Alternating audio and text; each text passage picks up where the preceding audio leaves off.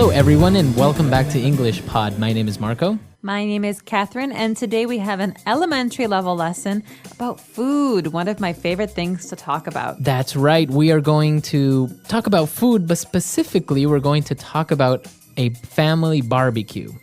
Okay, what is a family barbecue? Well, I'll just say a few words first. A barbecue is usually something that we do outside. We bring food, we play games, maybe have some drinks, and a lot of the food is grilled. So that's what we're talking about today. We're going to hear this dialogue first, and then we'll come back to talk about it.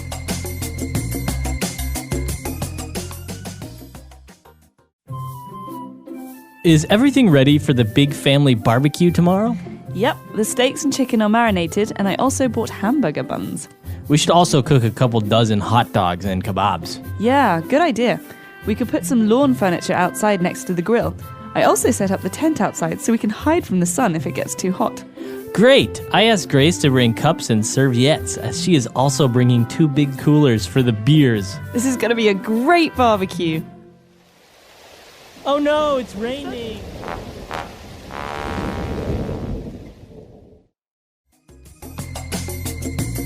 All right, we're back. So probably a couple of words you didn't really understand. So let's take a look at those now in Language Takeaway.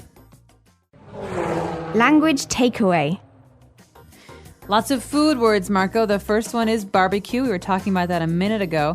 A barbecue is something we do usually for a special occasion or for dinner. It's a summertime thing. You know, you go outside when it's warm and the entire family comes and we have food. Sometimes people even bring food. Right.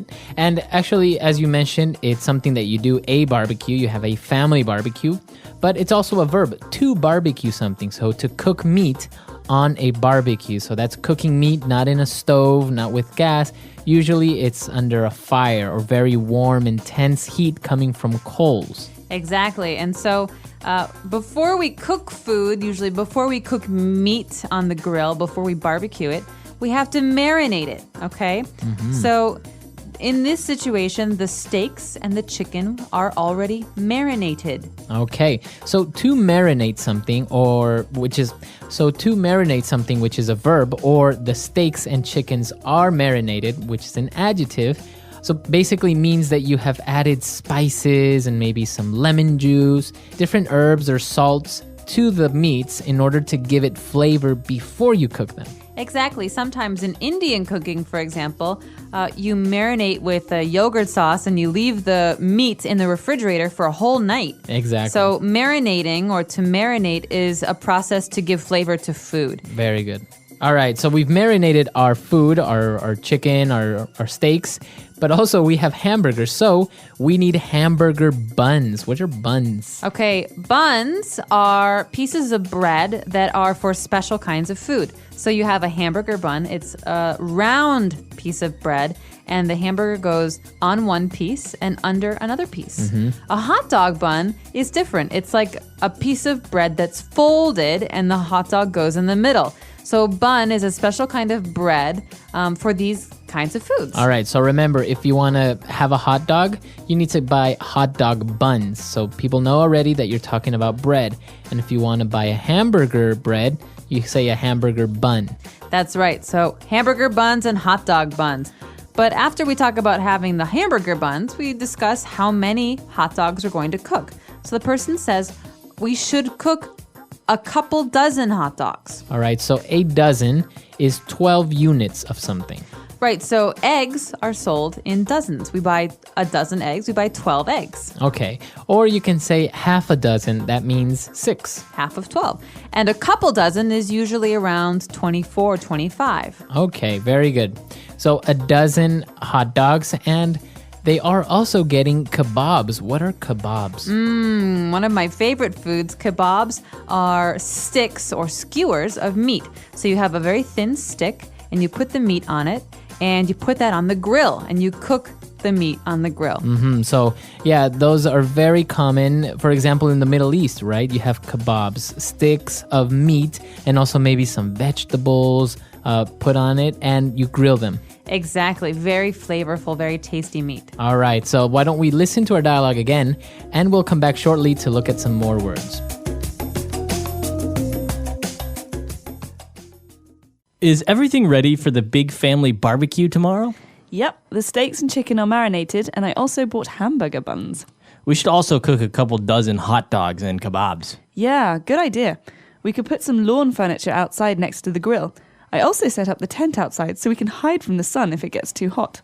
Great! I asked Grace to bring cups and serviettes, as she is also bringing 2 big coolers for the beers. This is going to be a great barbecue.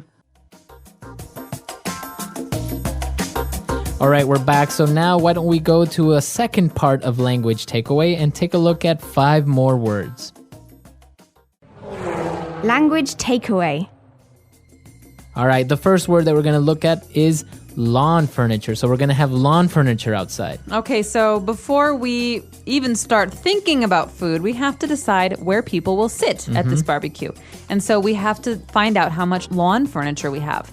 Furniture can be a sofa, a table, a chair. We have furniture in the house, but lawn furniture is furniture for the outside. A lawn is Right. the green grass outside your house. So it's usually not going to be made out of wood, for example, because if it rains, it might get ruined, right? So usually it's either plastic or maybe even rock or stone. or metal. Or metal. So that's what lawn furniture is. Furniture that is made to be outside in your backyard, for example, or that sits on your lawn.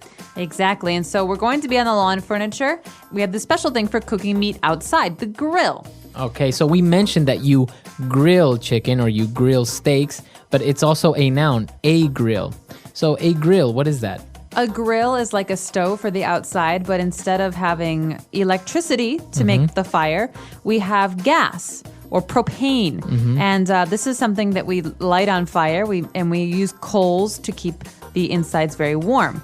And so this is just a way to cook meats or even vegetables outside. Okay, perfect. So that is a grill. And if you're going to cook foods or vegetables in this way, so you're going to grill them. All right. And well, just in case it gets hot and you want to hide from the sun, we are going to set up a tent. Okay, a tent. You can sleep in a tent, but in this case, a tent is just a covering outside. So maybe some cloth or some fabric that will stand over us when we sit down or want to be outside. It's also a way to protect us from the rain. Right. So as you mentioned, a tent is something that you set up temporarily made out of cloth or plastic to protect you from the sun or rain. Or if you're going camping, you sleep in one. All right. And now that they have all the food, they need cups. And then they mentioned this strange word. It kind of sounds French. Serviettes. Serviettes. So I do think it comes from the French word. This is a British way of saying napkins. A napkin. It's like paper for cleaning your hands and cleaning your mouth that you throw away. Okay, so you can say napkins, or if you want to sound a little bit more fancier, you can say serviettes. And speaking of fancy, let's talk about beer. Where do we keep beer? It has to stay cold, right? Right, so usually you would place it in a refrigerator, but if you're outside or you're going camping, you want to keep them cold or you want to keep something hot. You place it in a cooler. Okay, so a cooler is a plastic bin or a plastic box that we put all of the ice in and the drinks. So it's not just for beer, it's also for Coke and Sprite and all these different drinks. Right, so it's usually made to keep something cool, but as I said, if you want to keep something warm, you can also keep it in the cooler. It keeps the temperature of the foods. And the nice thing is that it's not electric, so you can use it anywhere. Right. All right, so that's all the words for today. Why don't we listen to our dialogue for the last time?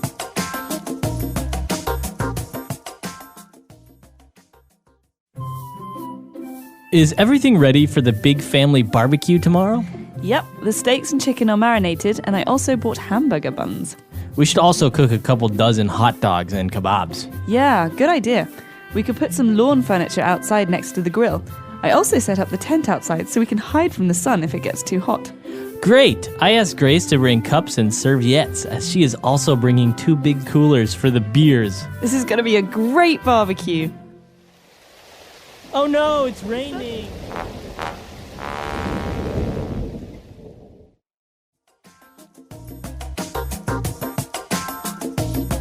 All right, we're back. So family barbecues and doing these things. Did you do these when you were young at home? Do you still like to do it? All the time. I love barbecues. That's one of my favorite ways to eat food. The nice thing about a barbecue is you get to sit outside and relax. And there's nothing better than nice, fresh grilled meat.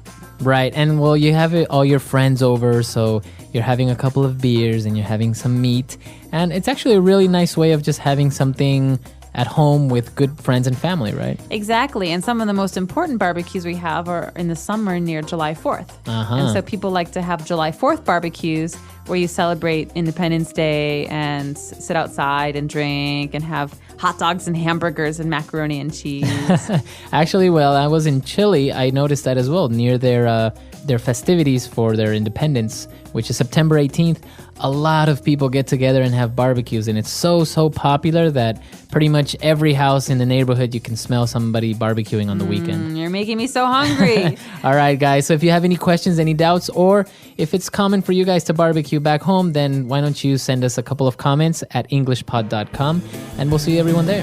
Bye. Bye.